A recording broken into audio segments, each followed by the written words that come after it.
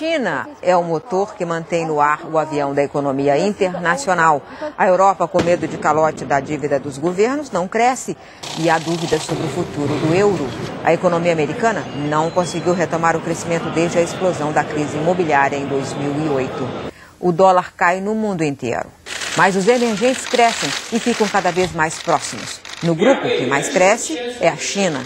É o país que está por trás da alta das commodities no mercado internacional. Alta que, por sinal, ajuda muito o Brasil nas suas contas externas. O comércio entre Brasil e China deu um salto extraordinário. De 2000 para cá, a soma das importações com exportações pulou de menos de 2,5 bilhões para mais de 56 bilhões de dólares. O saldo comercial ficou superavitário de 2009 e 2010. Com os Estados Unidos, o déficit do Brasil aumentou. Mas a China é também temida. O yuan está desvalorizado e isso faz com que os produtos chineses cheguem a preços muito baixos. Nos outros países, o real sobe em relação ao dólar e isso encarece nossos produtos lá fora. A China segura a alta do yuan e assim os produtos chineses ficam mais competitivos. E como se não bastasse o anabolizante cambial, a acusação de que a China faz triangulação de mercadorias, ou seja, produtos chineses são vendidos como se viessem de outros países para não ter barreira.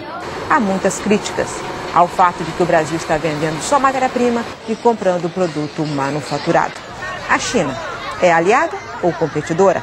É solução ou problema? Como lidar com o país que mais cresce no mundo? Quais são os dilemas econômicos e políticos da segunda maior economia do planeta? Eu vou conversar sobre China com o ex-embaixador brasileiro no país, Luiz Augusto de Castro Neves, presidente do Centro Brasileiro de Relações Internacionais, o SEBRE, e com o diretor-geral da Câmara Brasil-China, Tang Wei. E aí, embaixador? É aliado ou competidora ou as duas coisas? As duas coisas. Relação diversificada e crescente, cada vez mais importante, como você mesmo demonstrou agora. É claro que há setores onde nós somos aliados, setores onde nós somos competidores. Você mencionou que, graças à ação da China, as commodities, os produtos de base, têm mantido preços muito atraentes no mercado internacional, o que tem, de certa maneira, permitido os saldos comerciais brasileiros.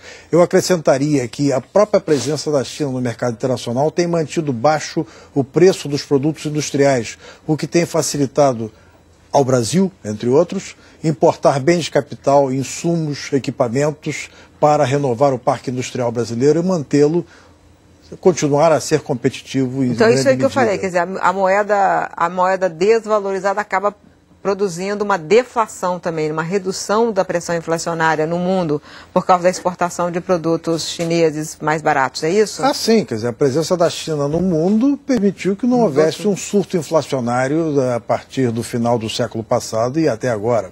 Uhum.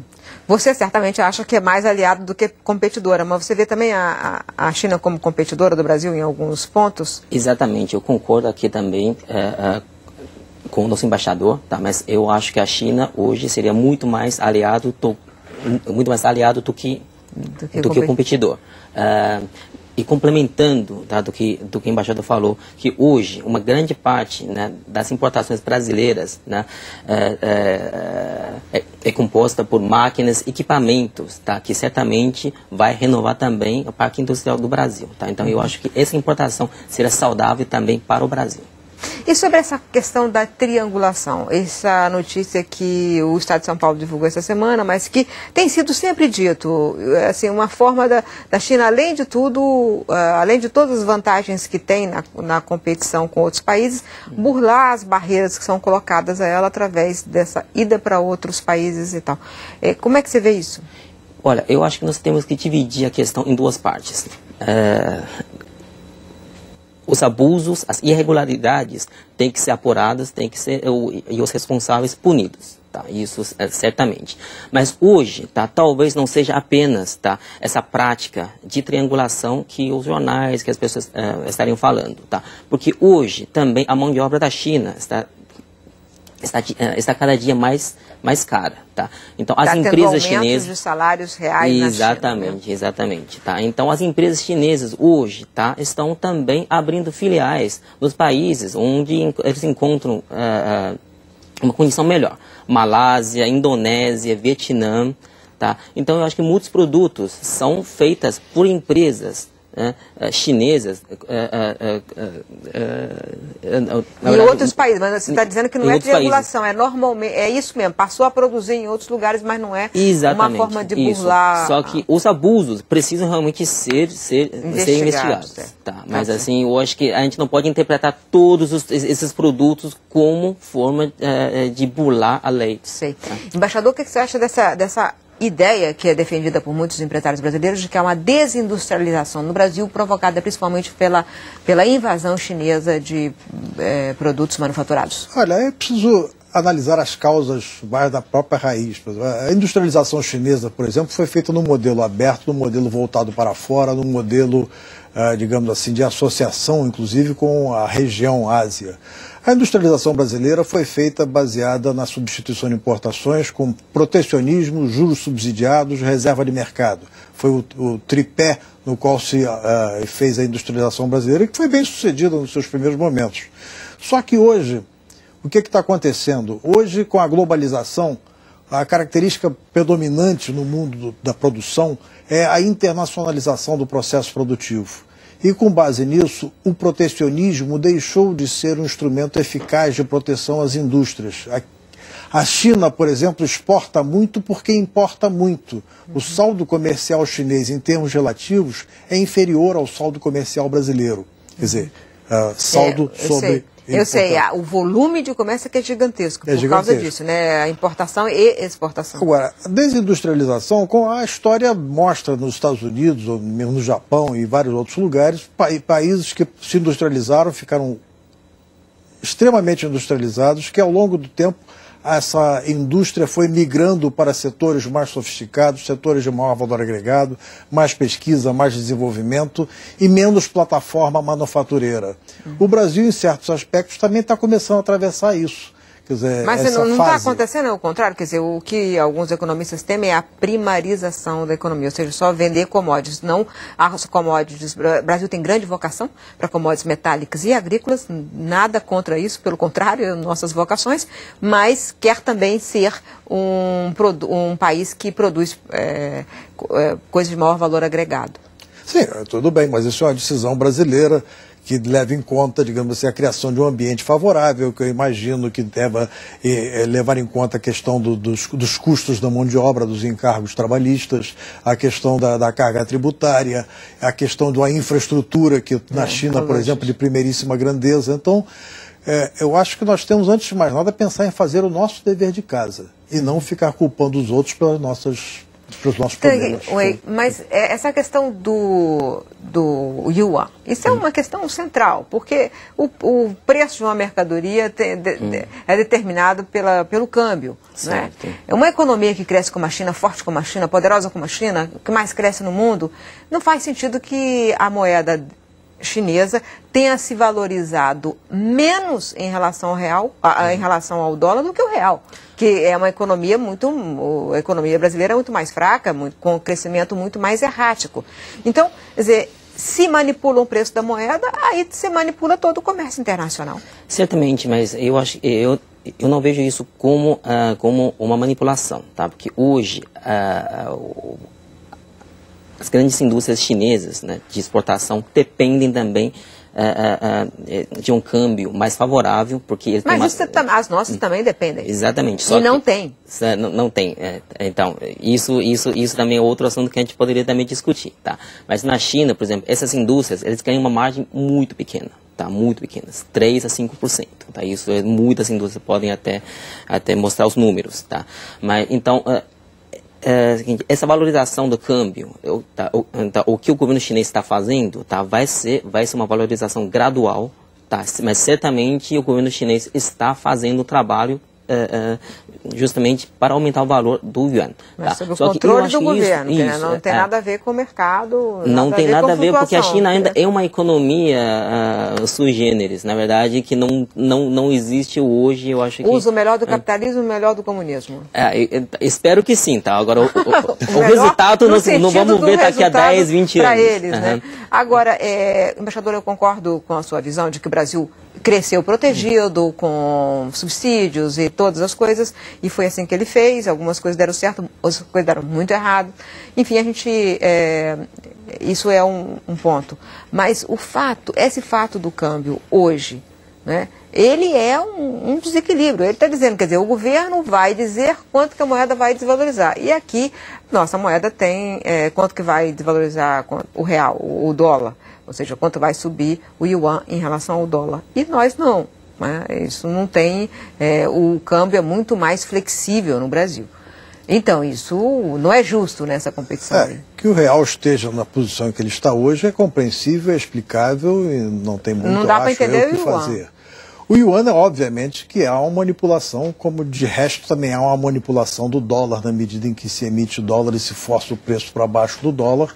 Mas isso não quer dizer que se aumente a competitividade norte-americana no mundo, né? Enfim. Eu acredito que a questão do câmbio do yuan desvalorizado é importante, mas não é determinante. O que é determinante da competitividade chinesa é a fantástica infraestrutura produtiva que eles montaram na China. Isso é que é importante. Hoje, se a gente valorizar o yuan em 50% ou 100%, ainda assim eles continuarão competitivos no mercado internacional, porque as margens são realmente gigantescas e não são inteiramente explicadas pelo yuan fraco. Tá certo. Eu gostaria também... Deixa eu só fazer um pequeno intervalo. Tranquilo. Eu volto daqui a pouco com essa conversa de hoje sobre a China.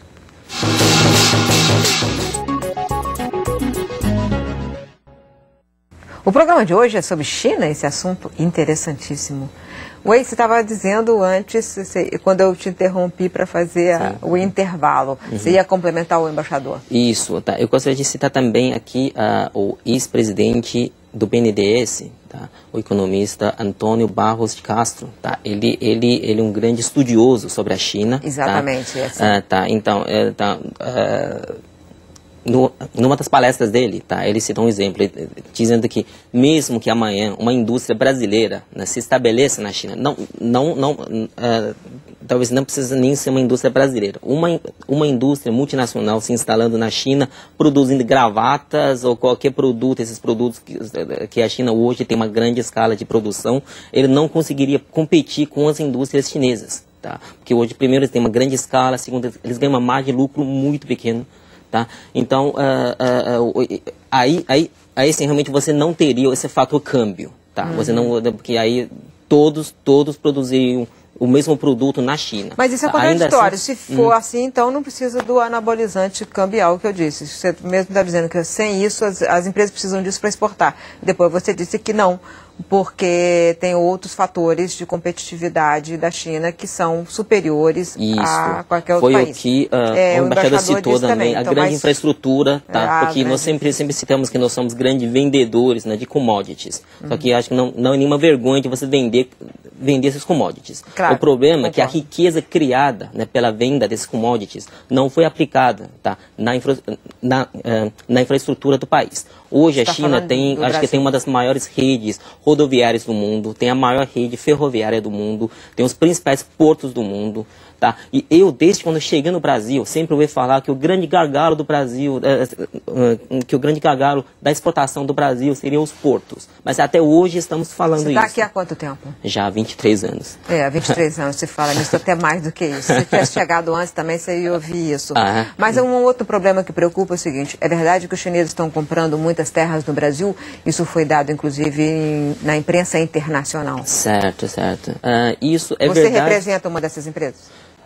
Na verdade, então eu represento uma dessas empresas, tá? Só que não é aquela quantidade, né, que a imprensa estaria falando hoje, primeiro. Segundo... Quer dizer, tem um movimento de compra de terras no Brasil, sim, só não é nessa escala que a empresa tem. Isso. Eu acho que anterior à China, tem muito mais empresas estrangeiras comprando muito mais terras aqui no Brasil do que essas empresas chinesas, tá? Eu acho que isso seria uma questão a ser discutida, assim, pela sociedade. É uma questão sensível. Eu, pessoalmente, não acho, tá, isso é uma questão que vai afetar a soberania nacional. Tá, porque acho que a terra é algo que o estrangeiro não consegue levar embora. Tá. Nós podemos, futuramente, tá, estabelecer regras, né, para a utilização para a utilização dessa terra e também para a destinação dos produtos, né, produzidos por essas terras. Tá? Agora, você acha que qual é o número? Você disse que o número que tem sido dito é exagerado, mas você acha que quanto de terra os chineses estão comprando? Eu não tenho essa estatística, mas então, pelas minhas estimativas, eu acho que no máximo não passa de 100 mil hectares. 100 mil hectares. Isso. Agora, eu queria pegar um outro lado. A China no mundo. O mundo precisa do crescimento da China. Se assusta com o crescimento da China, mas precisa do crescimento da China porque os outros polos não estão crescendo, né? Pelo contrário, Europa em crise, como eu disse na abertura do programa. Na sua avaliação, embaixador, vai continuar crescendo? Tem um longo horizonte de crescimento pela frente ou pode engasgar mais adiante? Eu acho que ela tenderá a continuar crescendo porque ela tem meios para continuar crescendo. É claro que ela vai ter que alterar algumas prioridades. Até o momento, o crescimento chinês foi baseado no investimento, e sobretudo investimento estrangeiro também, e exportação, que foi a grande locomotiva. Na verdade, ainda há uma baixa apropriação dos frutos do crescimento chinês pelo mercado interno chinês. Evidentemente, a China tem um enorme mercado interno, real e potencial. E é claro que eles poderão continuar a crescer desde que, a longo prazo, a prioridade passe a ser para beneficiar mais o mercado interno chinês. Quer dizer, há muito que ser atendido nisso.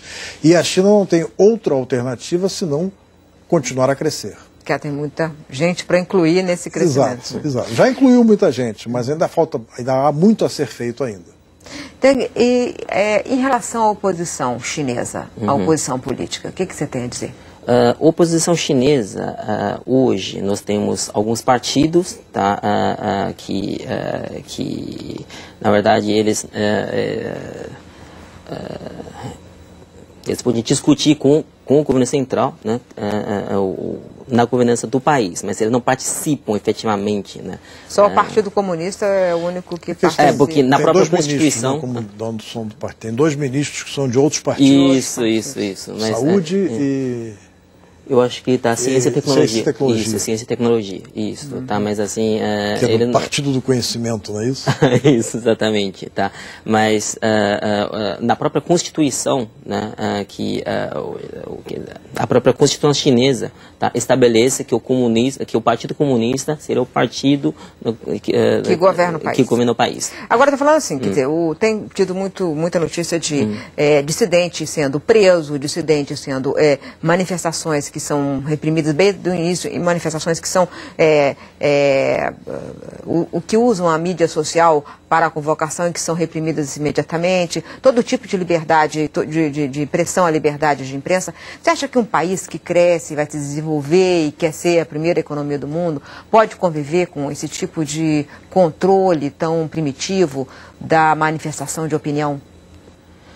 Olha, eu posso falar isso como uma opinião pessoal minha, tá? Eu acho que a China passou, tá, por uma democracia, na verdade, uma democracia assim, à la ocidental, tá? Nos anos 30, 40, tá? Isso não deu certo e a China viu os modelos, tá? Seja do Brasil, seja da ex-União Soviética, tá, que não seriam os modelos, né, então, assim, para a China seguir, tá? Então eu acho que hoje, tá, como o próprio governo, como o próprio povo, né, eu acho que tem esse pensamento em se desenvolver, porque a China, na verdade, tem uma meta. Você está querendo dizer com isso que mais importante é crescer economicamente do que ter liberdades individuais e democráticas? Olha, eu acho que são práticas, na verdade, são ideias muito nobres, tá? Mas eu acho que na situação da China, eu não sei se isso seria o momento ideal para ter uma liberalização ocidental. Tá. Embaixador, o que você acha que esteve lá, viu como é que é a China? Eu queria que você falasse, esses valores de democracia e liberdade são valores ocidentais ou universais? Eles são valores que a gente pretende que sejam universais, afinal de contas estão incluídos na Carta das Nações Unidas. E como é que a China vai... A China parte de uma filosofia confuciana baseada na sociedade harmônica, enfim, a questão das liberdades individuais não é tão prioritária quanto é aqui no Ocidente, onde o dissenso, por exemplo, é a base do entendimento, paradoxalmente. E o que foi Tiananmen? Tiananmen foi repressão, pura e simples. Foi uma repressão pura e simples. Em que tanta gente morreu, estudantes. De um processo que, do ponto de vista da liderança chinesa, estava saindo fora de controle. E isso é que a liderança chinesa realmente não admite, que é perder controle do processo. Agora, uma coisa que eu observei lá é que eles reconhecem a existência de um processo, ou seja, de um certo dinamismo. E eu já ouvi de autoridades chinesas relevantes certas manifestações, como, por exemplo, que a prosperidade chinesa, que é inegável, que levou à inclusão de centenas de milhões de pessoas que passaram a ser classe média, passaram a consumir, etc. Eu ouvi de um deles dizendo, pois é, nós estamos criando uma imensa classe média e o partido tem que se preparar para lidar com essa classe média. Como o senhor sabe, classe média é muito palpiteira. Então, em algum momento, nós vamos ter que ter um acordo qualquer sobre isso. Vamos torcer para eles ficarem cada vez mais palpiteiros. Tang Wei, muito obrigado por ter vindo aqui, da Câmara Brasil-China. Embaixador Castro Neves. Obrigado. Bom sucesso lá no SEBRE. Eu volto na semana que vem.